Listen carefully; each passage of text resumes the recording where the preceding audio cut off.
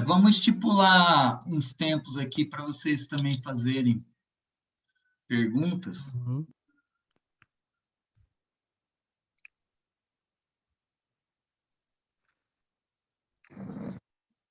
E aí, Lucas, tudo bem? Eu não Bom tinha dia. falado oi para você, bom dia. Você que vai interpretar agora? Bora aí, ó. E aí, Lucas? Bom dia. Vamos É lá. nóis. É Tá nóis. frio aí, Lucas? Parece que você tá com frio, cara. Tô nada. Papo é só impressão, né? É nóis, é psicológico. Ô, Paulinha. Ô, Lucas, E então aí, vou só fazer a abertura aqui do segundo tempo, se você já quiser interpretar. Beleza. Então vamos lá, pessoal. Estamos começando aqui o segundo tempo da palestra com o Horácio. A gente está aqui sonorização, produção de eventos e iluminação. Bom dia a todos, pessoal. Vamos nessa. Bom dia. Bom dia. Ô, JP, bom Oi. dia. depois você vai pedir para os meninos deficiente auditivo das outras turmas dar o sinal? Ah, não vai dar tempo, cara. Ixi. As respostas estão muito longas aqui, senão vocês não vão conseguir perguntar. Vamos abrir espaço agora para quem tiver pergunta.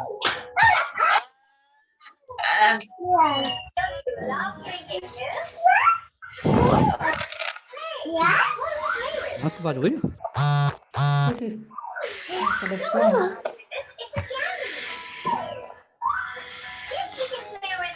O Horácio voltou. Vamos aí. Pessoal, fechem os áudios aí.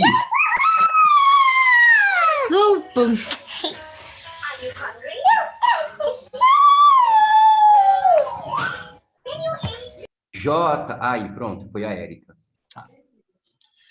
Vamos lá, então, pessoal. Horácio, vamos voltar, então. Vamos pegar de um outro ponto. Eu estava falando que realmente é um trabalho difícil esse de fazer os planos ao vivo, mas já vamos pegar outro ponto. Pessoal, vamos tentar ser breve nas perguntas, e aí para agora já passar para os alunos fazerem perguntas aí, tanto da produção de eventos quanto de iluminação, porque os de sonorização deixaram aqui algumas perguntas, então vamos fazer a mesma sequência: sonorização, produção de eventos e iluminação. Horácio, você tocou um pouquinho nesse assunto, mas tem uma pergunta relacionada a isso. Conte para nós algumas experiências de como você trabalha em um ambiente em que existe muita reflexão de som e como seria seu trabalho em um ambiente aberto e que não encontramos essas reflexões sonoras. Acho que você abordou um pouco isso, né? Nessa sua resposta, inclusive você trouxe um fato novo, que é como você trabalha num ambiente que não tem reflexão nenhuma, que é o virtual. Se você quiser dar uma pincelada nisso de novo, só para esclarecer essa dúvida do pessoal.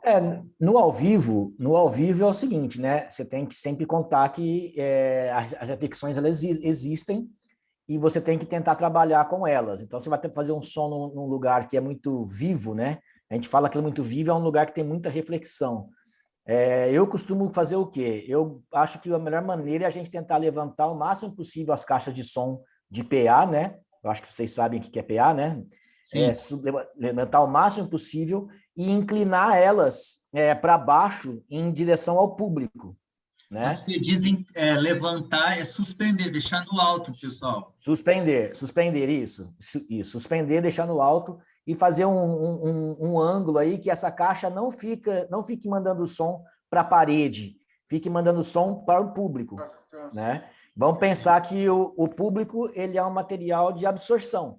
Então, quando o som chega até as pessoas, a roupa, né, tudo aquilo acaba absorvendo o som e diminuindo as reflexões de um ambiente. Então, vamos imaginar que você, ao levantar, ao suspender uma caixa, se você deixar ela reta, o som vai sair, vai de encontro à parede do outro lado do salão e vai refletir, correto? Enquanto que se a gente suspendeu essa caixa e inclinou ela para baixo, esse som, em vez de ir em direção à parede, esse som vai em direção ao público. Então, primeiro que a gente precisa de menos volume para poder satisfazer a necessidade daquele ambiente. Isso é a primeira vantagem. Segunda vantagem é que você tirou o som que ia direto para a parede, que seria a reflexão, e mandou ele para o público, que não deixa de ser algo que está absorvendo. Então, essa é a maneira mais prática, assim, a primeira coisa que eu costumo fazer num ambiente muito vivo. Perfeito, Horácio. Horácio, Indo pro... antes de o Flávio acho que fez essa pergunta, que ele está tendo uma experiência numa igreja. Então, acho que é um ambiente propício para isso, né, Horácio? Igreja é o que mais tem reflexão, né? Normalmente as igrejas são feitas já de um jeito muito grande, o espaço é muito grande, pé direito muito alto, né? Então isso faz com que as reflexões realmente apareçam e atrapalhem um pouco a sonorização.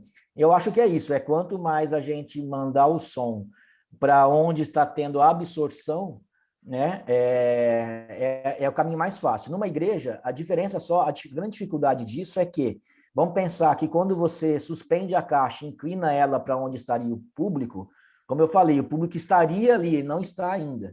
Ele vai estar, né? Então, o cara ele tem que contar com aquela absorção que vai acontecer. Quando ele está passando o som, quando ele está alinhando o sistema, esse público não está ali. Então, pensa que o material de absorção que você está contando, ele só vai entrar na hora do show, na hora do vamos ver. Então, essa é uma dificuldadezinha. Mas vamos pensar que sempre na hora do evento, a absorção do público vai melhorar essas reflexões. Obrigado. Deu para entender? Ótimo, perfeito. Vamos lá. Bom, faltou a parte ao vivo, externa, né? Quando não tem reflexão. Aí é uma outra dificuldade, porque, na verdade, aí é o oposto, né? Pensa que todo o som que vai sair da caixa de som e que quem vai estar mixando vai estar ouvindo, e o público também, ele não tem reflexão nenhuma. Esse som vai embora. Então, para isso, a gente tem que usar de mais artifícios como reverb, como alguns efeitos, né, que são artificiais, que a gente que vai colocar isso, acrescentar, como se fosse uma reflexão. Né? Eu não sei se vocês já estudaram essa parte de efeitos, né? Que a gente parte de reverberação. Ainda não. Ainda não? Vamos pensar que a reflexão que existe naturalmente, quando a gente vai para o ao vivo, essa reflexão ela existe, zero. Então, o que a gente tem que fazer? A gente tem que colocar um pouco de reflexão no som, porque essa reflexão faz parte dessa sonoridade. Essa é uma das coisas mais difíceis, inclusive, do som ao vivo, como fazer isso sem que isso soe artificial. Né? Porque quando você coloca reverberação, essas máquinas artificiais para colocar uma reflexão no ambiente, tudo isso soa um pouco artificial, né? Então, esse segredinho de como que isso pode soar natural, né? Mas acho que essa usa-se mais reverber artificial no som ao vivo, no som ao ar livre, né? E possivelmente nenhum reverber artificial num ambiente com muita reflexão. Perfeito, Horácio. Brigadaço. Ótimo. Bruninha, algum aluno da tua turma? Acabei de perguntar para ele se alguém tem alguma dúvida e gostaria de perguntar para já chamar o nome específico. Mas vou vendo aqui, peraí. Anderson, Alexandre, Érica, alguma dúvida? Não, não há nenhuma dúvida. Então vamos para o Mica. Beleza. Bom, dos que retornaram aqui no segundo tempo, a gente tem o Atílio e a Júlia, né? Vocês têm alguma dúvida para perguntar? Alguma questão? Não. Júlia, fica à vontade, tá? A Júlia, ela passeia por todos os cursos, viu, gente? Exato. Eu lembro da Júlia. Ô, pessoal, posso fazer uma pergunta aqui que talvez envolva os 3 cursos aqui que surgiu lá do nosso curso. Horácio. Jota, cadê você falando? Coloca você. É que eu estou colocando as telas. E aí? Olha só. Horácio, para o empreendedor, qual o segredo do sucesso para seu negócio crescer e depois expandir para outros locais? Porque nos 3 cursos a gente tem uma parte de empreendedorismo. Você pode comentar sobre isso? Como fazer o negócio crescer? E depois expandir. E depois expandir ainda. Eu estou procurando isso até hoje, assim. Não desanima eles, Horácio. Não desanima eles. Vai lá. Não, mas expandir mais. Expandir mais. Não é, que na verdade é o seguinte, eu acho que a primeira coisa é você identificar quais são as suas qualidades, vamos dizer assim, onde você realmente se destaca, qual o seu diferencial, né? E aí, a partir daí, você conseguir aprimorar e focar no mercado a partir dessa qualidade, desse diferencial que você tem diante dos seus concorrentes, né? Então, vamos dizer, eu vou até me colocar como um exemplo, assim, né? Eu muito cedo comecei a fazer gravações de disco ao vivo, né? Comecei desde o Rod Hanna, o primeiro disco ao vivo do Rod Hanna fui eu que fiz, foi minha primeira experiência, inclusive, isso há 25 anos, antes daquela onda do acústico MTV, das pessoas começarem a gravar. Isso era meio que um mito ainda de como fazer gravação ao vivo. E aí, a partir disso, dessa primeira experiência que eu tive com o Rod Hanna, me abriu um mercado novo. Como ninguém fazia isso no interior, eu fiz o primeiro, automaticamente eu fiz o segundo Rod Hanna, aí fiz mais um monte, acabei fazendo depois o Sambô também, entendeu? E, quer dizer, todo o mercado ao vivo, de gravações ao vivo, de Ribeirão em região, de uma maneira ou de outra, acabava passando pelas minhas mãos em função da minha primeira experiência.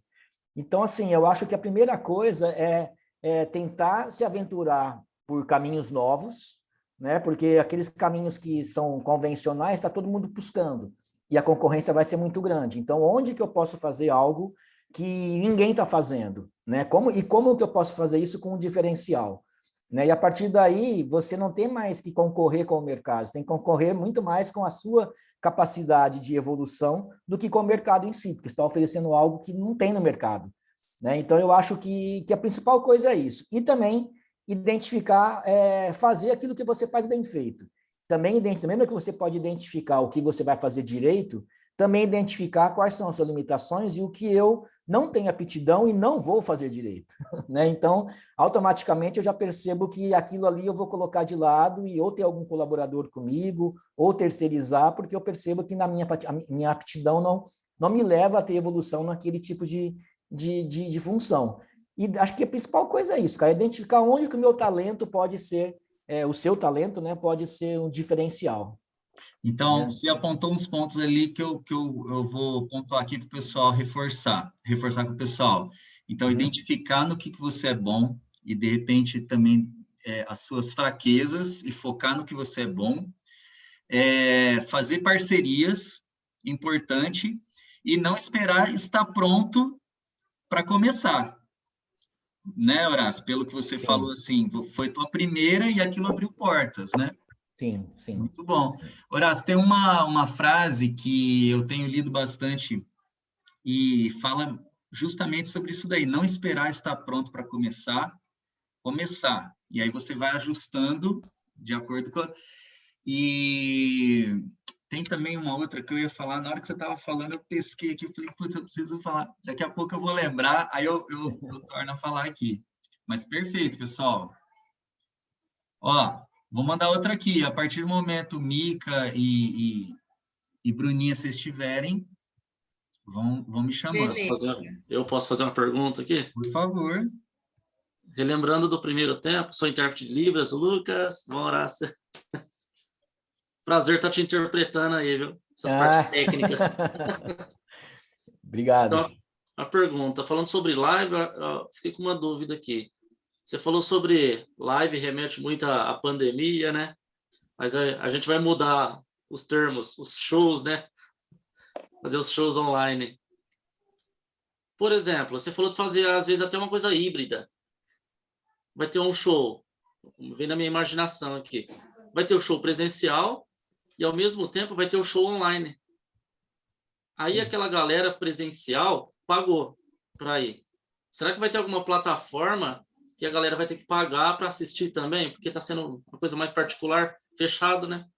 Isso já existe, né? Você tem o Simpla mesmo, é uma ferramenta que a gente tem aí, que você pode... O cara só tem o link e para assistir aquela transmissão mediante um pagamento, que ele só recebe esse link a partir desse pagamento, e esse link, inclusive, ele fica completamente linkado com o IP do computador daquela pessoa. Então, não dá para ela pegar esse link e compartilhar com mais alguém, entendeu?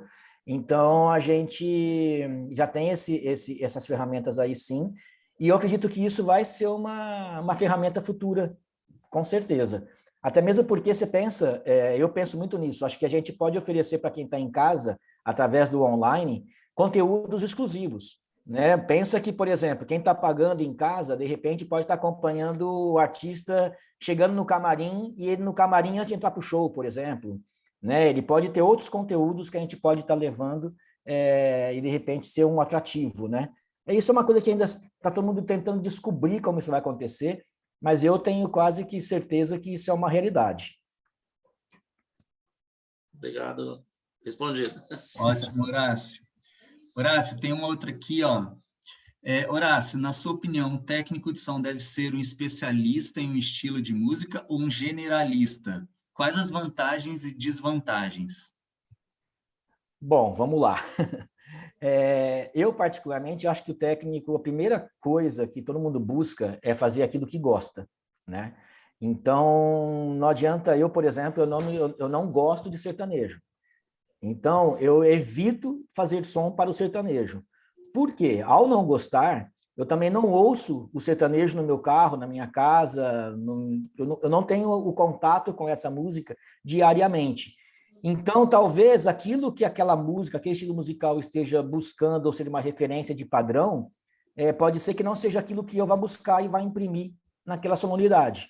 Então, assim, eu particularmente sempre busquei trabalhar com as coisas que têm a ver com a minha vida, com a minha história, né? Então, isso não quer dizer que eu não possa mixar um sertanejo, né? Você pega os dois trabalhos do Diego Arnaldo, que hoje é uma dupla sertaneja que está aí despontando no cenário nacional, e eu que mixei, né? Eu mixei outras coisas também de sertanejo, mas eu acho que quanto mais você trabalhar com aquilo que faz parte da sua verdade, eu acho que você consegue imprimir algo artisticamente mais legal, né? Até mesmo porque é mais verdadeiro. Né? Ao mixar um sertanejo, eu vou simplesmente usar as minhas técnicas e meu conhecimento para poder atingir um resultado bacana de som, que com certeza eu vou atingir. Agora, te falar que eu me emocionei fazendo aquela mixagem e que essa minha emoção pode ter se transformado em som, isso não é verdade, né? Isso só acontece com as coisas que realmente me emocionam. Então, eu particularmente acho que assim, você não tem que ser um técnico, às vezes, que vai mixar só um tipo de som, mas principalmente aquilo que tem a ver com a sua verdade. Mas, ao mesmo tempo, também, tem muito técnico que gosta de rock and roll e está na estrada fazendo dupla sertaneja, que é a profissão do cara, é o sustento do cara, e não quer dizer que ele não faça bem, tá? Só que o que eu acho é que eu, olhando a parte artística da engenharia de som, eu acho que é quase que impossível atingir essa parte da emoção em cima de uma música que não me agrada, né? Então, eu acho que é isso, assim. Mercadologicamente, um generalista, é lógico que você vai ter muito mais mercado para trabalhar, né?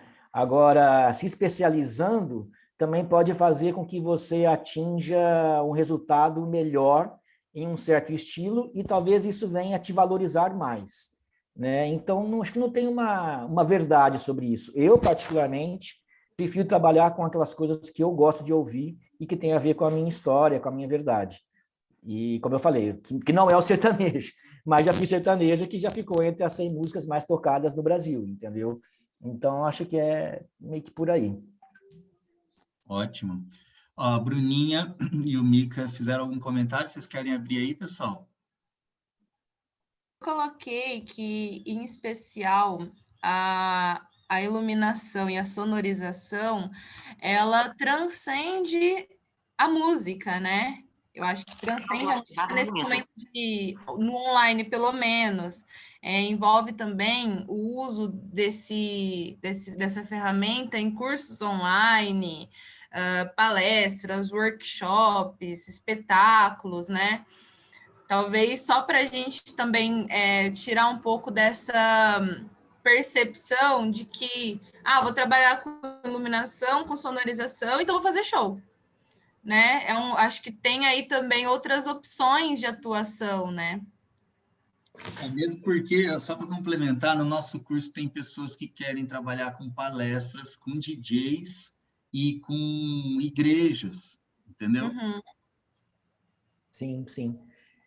Tem o ramo do áudio, né? Ele é imenso, né? Nós estamos falando de música, né? E eu fui ainda focando ainda mais, né? Falando que eu não gosto muito de sertanejo e tal, então eu fui me especializando em algo, né? Em um tipo de sonorização. Mas tem um campo muito aberto, tanto de som de broadcast, que é som para captação de televisão, para captação de publicidade também, de som direto também é um mercado muito grande. Eu não entendo nada desse segmento, mas é um mercado bacana e que é do áudio, não deixa de ser áudio. Então, acho que tanto o áudio como a iluminação tem isso sim, tem um espectro muito grande de possibilidades, né? Que não só a música.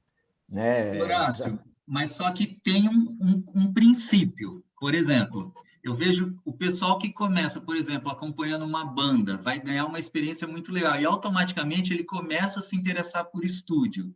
Aí já vai ampliar, e automaticamente ele começa agora a fazer lives. E aí depois Sim. pode ir para uma TV. Então, assim, tem um caminho, assim, mais ou menos, que a galera segue, né?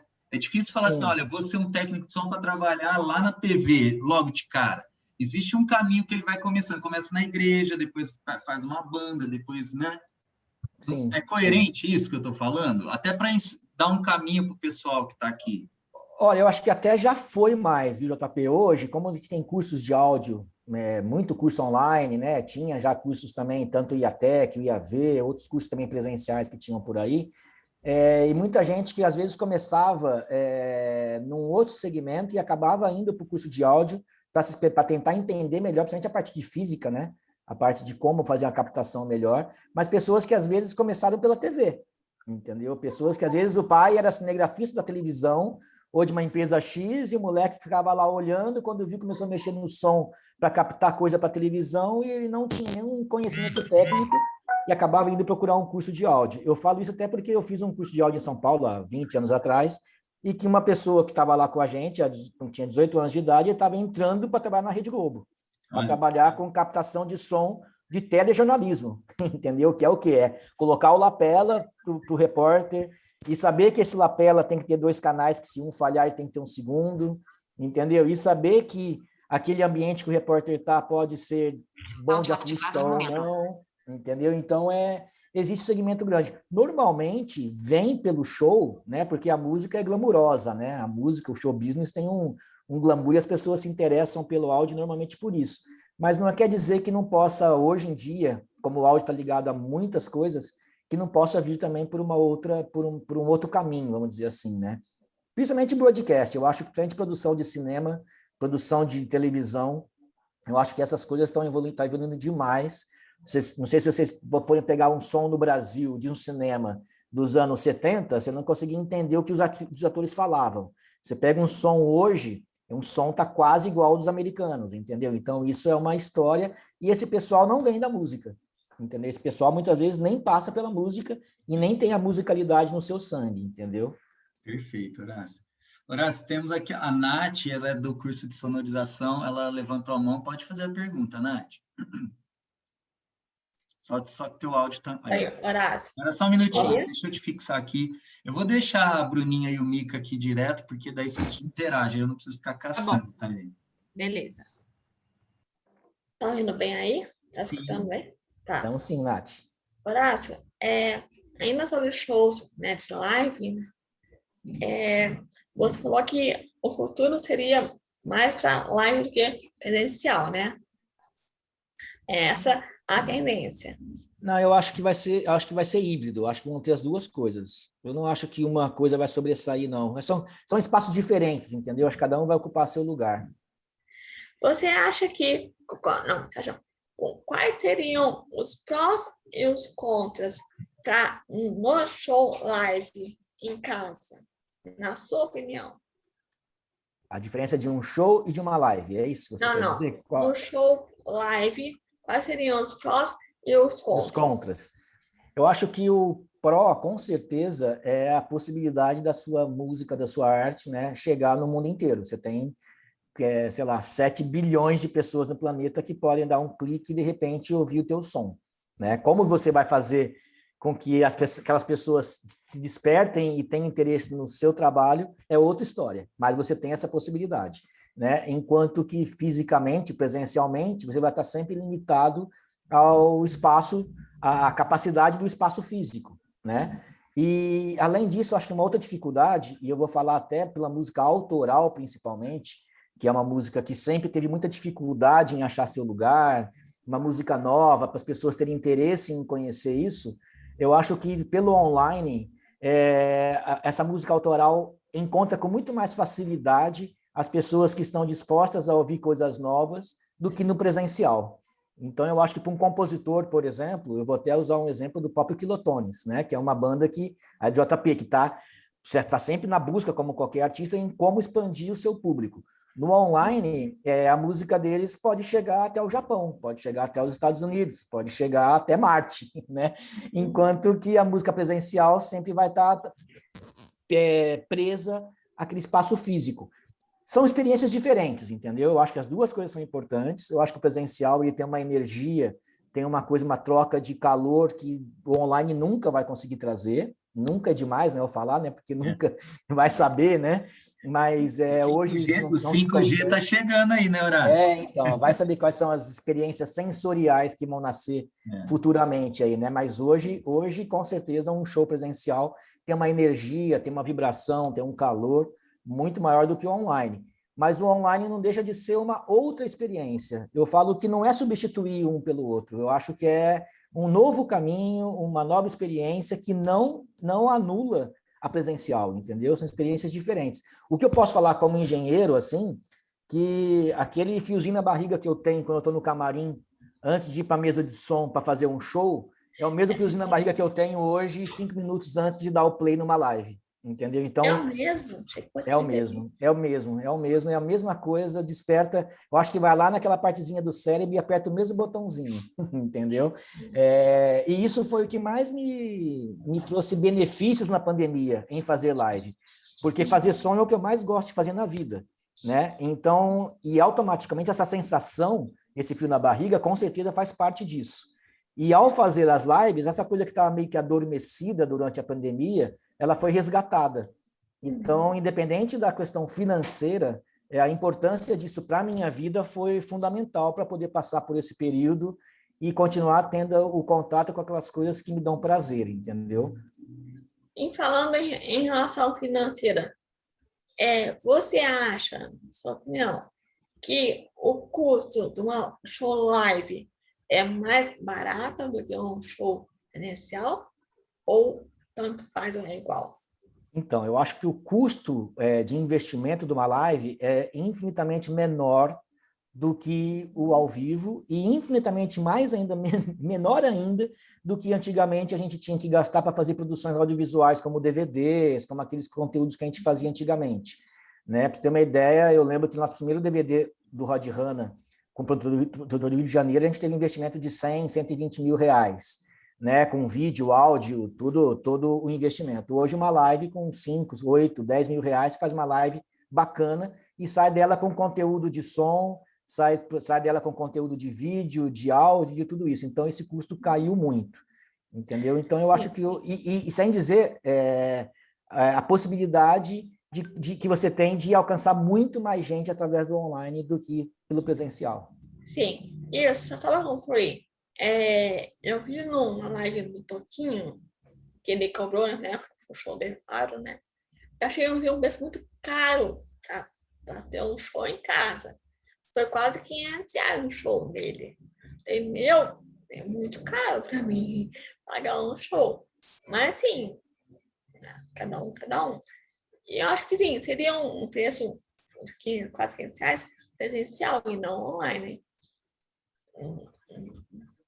Eu acho que essa precificação ainda é um momento de tentar entender esse novo mundo, né? Eu, particularmente, acho que o show online tem que ser baratinho. Ele, né, eu, particularmente, os que eu faço é tudo gratuito. Eu tento viabilizar com outras maneiras. Mas eu acho que o que vai acontecer é que pode ser que amanhã a gente tenha um ingresso de um show online a 15 reais e o presencial a 400, entendeu? Do mesmo show, às vezes. Né? Mas isso é uma coisa que o mercado vai dizer para onde que isso vai levar, né? Mas pensando que a internet ganha esse dinheiro em escala, porque também você fala com muita gente, eu acho que a tendência é que esses shows online venham a dar uma caída na remuneração, na precificação disso. Obrigada. Perfeito. Nada. Ó, ótima pergunta, Nath, parabéns. Ó, nós temos uma pergunta aqui da Itamires. Itamires, você libera teu áudio aí? Deixa eu só colocar ela aqui. A Ó, Ana só tá pra- perguntando para a Vânia também, viu, Jota? Ela tá com um pouco de vergonha. Eu falei para ela Sim. falar com a Vânia, tá ali no chat. Não, Aí eu falei, sim, é que eu pergunta para a Vânia falei que a a Vânia próxima tá. ia ser a Itamires, aí depois é a Ana, tá? Eu tô vendo aqui a ordem que chega. Ó, e só para falar aqui, para mim, como artista, fazer uma live dá muito mais frio na barriga, porque ao vivo, se você errar alguma coisa, foi embora aquilo lá. Foi pro espaço. Agora na live fica gravado aquilo, meu. É um saco essa pressão. Tem uma coisa aí, só um parênteses, cara, que eu acho que a live trouxe um benefício muito grande para a música, que é o quê? Meu, agora quem sabe faz ao vivo Quem sabe mesmo, faz ao entendeu? vivo. É, Né? Então, aquela coisa de ir para o estúdio, afinar a voz, editar, não sei o que lá, qualquer um no estúdio acabava tocando. Então, isso para mim é o maior benefício da live, porque a gente tira do mercado aquele pessoal que tinha que fazer outra coisa na vida, né? Não desmerecendo essas pessoas, não é isso, mas que acabava ocupando espaço de, às vezes, um profissional que se dedicou e tudo mais, entendeu? Então, eu acho que isso é um lado bom, entendeu, JP? É ótimo. Não, é Não, porque, legal não, que mesmo esse ânimo de novo. mesmo porque você não erra também, né? Então tem que estar com dor de barriga, Erro entendeu? pra caramba. Ô, Itamires, ó, a gente deve ter uns 5 minutinhos. Se não der tempo do Horácio concluir, a gente volta no terceiro tempo, tá? Tudo Tá bem, bom. Horácio, por você? Ok, lógico, estou aqui à Vai lá, disposição. Itamires, pode falar. Bom dia, meu nome é dia. Itamires. Eu tenho um fio e cabo de energia, módulo amplificado, fica da onde? Ah, tá. O que a Itamires está perguntando é o seguinte: cabo de energia, equipamentos, onde é que ele fica disposto assim num evento? A gente ainda não chegou nessa parte ainda, tá, Horácio? Mas ela deve ter pesquisado na apostila alguma coisa. Eu acho que a gente pode aproveitar essa questão na tua parte organizacional, assim, né? Quando você vai montar a tua estrutura, porque você tem toda essa estrutura. Como é que você chega no evento? Você é o primeiro, geralmente ele é o primeiro a chegar e o último a sair, né, Horácio? Sim, sim, sim.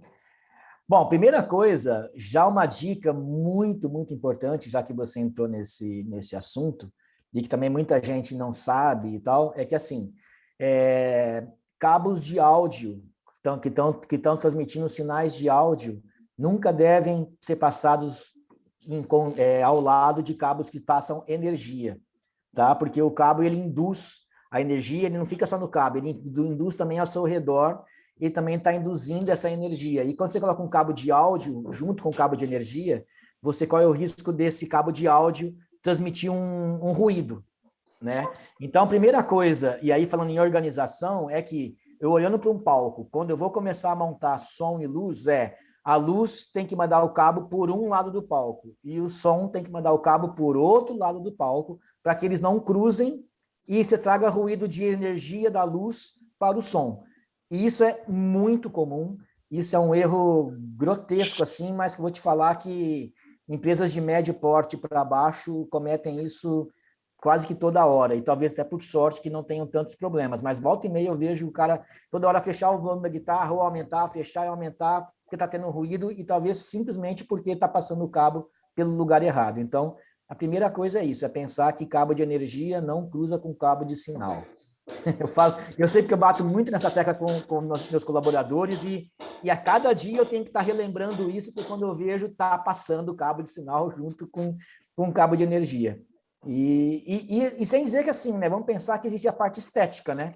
Não adianta você ficar passando o cabo pelo meio do palco, o cabo ele tem que ter uma lógica dentro daquela sua montagem, tanto por questões, como eu falei, de interferência, até que possa trazer resultados ruins, mas também para que a pessoa que está olhando para o palco e não possa ver um cabo jogado, né? Aquele cabo está bem organizadinho, ele está, de repente, com acabamento, né? O acabamento com uma fita que seja, às vezes, até da cor do piso do palco, para que isso seja camuflado, vamos dizer assim. Aí isso são coisas que, às vezes, faz toda a diferença para o nosso contratante, né? E para o público, quando olha para o palco e vê que o palco está bem organizado, né? Do que um cabo passando de um jeito, outro de outro e tudo bagunçado, né? Eu acho que isso valoriza a empresa, valoriza o profissional e, como eu falei, além de nos trazer benefícios sonoros, né? E menos dor de cabeça também. Perfeito, Horácio. Seu mais um. Por exemplo, nós estamos usando o fone de ouvido, a meta está muito alto. Aí, daqui a pouco, ele não pega mais o fone. Aí, também, você está falando com uma pessoa. Do outro lado, você está ouvindo a sua voz. E essa daí eu não entendi, Tamires. O que você quis Por dizer? exemplo,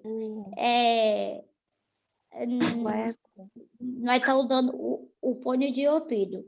Mas, Tamires, mas isso daí, tem até técnico de som que usa, ainda mais em live, usa fone para mixar, né, Horácio? Sim. Mas o que você está falando, Tamires, tem a ver com comunicação de telefone. O técnico de som não vai usar isso daí. Mas, aproveitando... Oi? Eu só queria saber, porque nós, por exemplo, nós estamos falando com uma pessoa, aí nós escutamos a nossa voz. Na verdade, eu acho que eu consegui entender um pouquinho, talvez, é porque se a pessoa do outro lado não estiver usando um fone de ouvido, o som da sua voz vai sair no falante do computador. Aí, né? E aí, o microfone do computador vai pegar também a sua voz, né? E isso pode gerar microfonia ou uma realimentação, né? Eu imagino que seja isso que você esteja falando. Mas normalmente isso acontece quando não se usa fone, tá? Se usar fone, isso vai ser sanado automaticamente. Possivelmente, quando você passou por essa situação, é porque no outro lado alguém estava sem fone de ouvido e falando com você pelo microfone e pelo fone e pelo falante do próprio computador, entendeu? Desculpa porque eu errei também um pouco. Não, que isso. Itamires. Estamos aqui para isso mesmo. Horácio, eu só queria pontuar aqui como que alguns alunos aqui estão evoluindo até para se expressar, para falar. Itamires, ela era muito tímida e agora ela está conseguindo. Parabéns, Itamires. Parabéns pela sua pergunta, viu, meu? Também fiquei muito feliz em ver a Itamires participando. Mandei mensagem para o professor Jota. Exatamente. Parabéns, Itamires. Parabéns, Itamires. E, Horácio, obrigado pela tua sensibilidade. É isso aí, man. Obrigado. É isso, estamos aí. E, gente, acho que tem a Ana. Ô, Vânia, você tem a pergunta da Ana?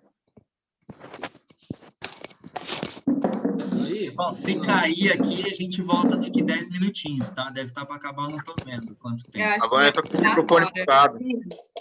Você já não quer cortar para não cortar no meio, Jota? Quanto falta, pessoal? Não estou vendo aqui. Meio minuto. Tá, vamos cortar. Aí a Vânia volta com a pergunta da Ana, tá? 10 minutinhos, pessoal. Até já, pessoal.